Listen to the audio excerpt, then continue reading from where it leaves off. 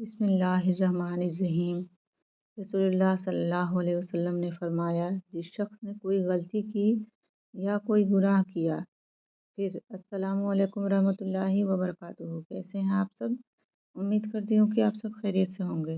میری اللہ پاک سے دل سے دعا ہے کہ اس رمضان اللہ پاک ہم سب کی زندگی کی مصیبتوں اور پریشانیوں کو دور کر کے ہماری زندگی کو خوشگوار بنا دے، اور جو بھی ہمارے پیارے بھائی اور بہن دعا کر رہے ہیں اور جن کی دعائیں قبول نہیں ہو رہی ہیں، اللہ تعالیٰ اپنے فضل و کرم سے انہیں قبول فرمائے، آمین۔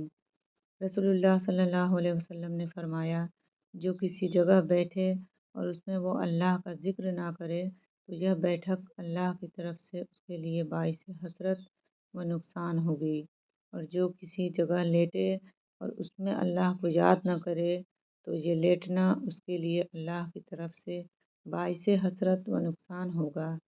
رسول اللہ صلی اللہ علیہ وسلم نے ارشاد فرمایا، معراج کے موقع پر میری ملاقات دوسرے آسمان پر حضرت عیسیٰ علیہ السلام سے ہوئی تو میں نے ان کو درمیانی قد، سرخ رنگ، صاف شفاف بدن اور کندھے تک لٹکی ہوئی زلفوں کی حالت میں دیکھا۔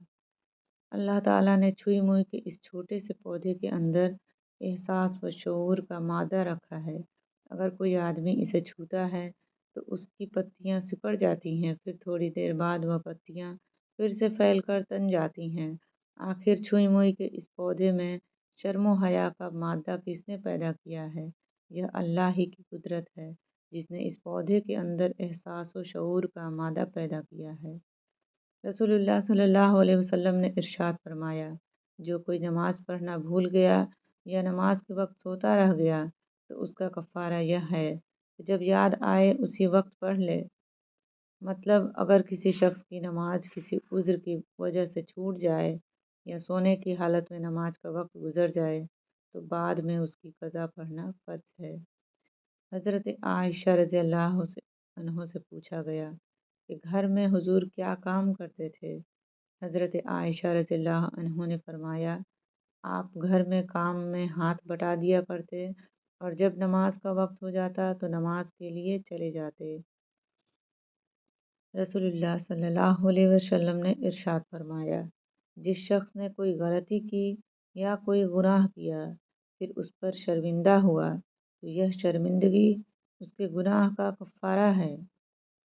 رسول اللہ صلی اللہ علیہ وسلم نے گودنے والی اور گدوانے والی عورت پر اور سود کھانے والے اور سود کھلانے والے پر لعنت فرمائی ہے، اور کتے کے خریدنے، بیچنے اور زنا کی کمائی سے منع فرمایا ہے، اور تصویر بنانے والوں پر لعنت فرمائی ہے۔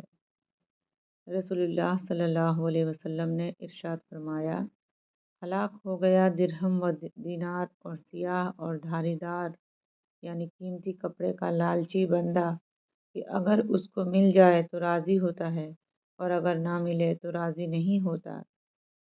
قرآن میں اللہ تعالیٰ نے ارشاد فرمایا ہے، عذاب میں گرفتار ہو کر کافر لوگ کہیں گے، اے ہمارے پروردگار، ہمیں انسان و جنات میں سے وہ لوگ دکھا دیجئے جنہوں نے ہم کو گمراہ کیا تھا کہ ہم ان کو اپنے پیروں تلے روند ڈالیں تاکہ وہ خوب ذلیل ہوں۔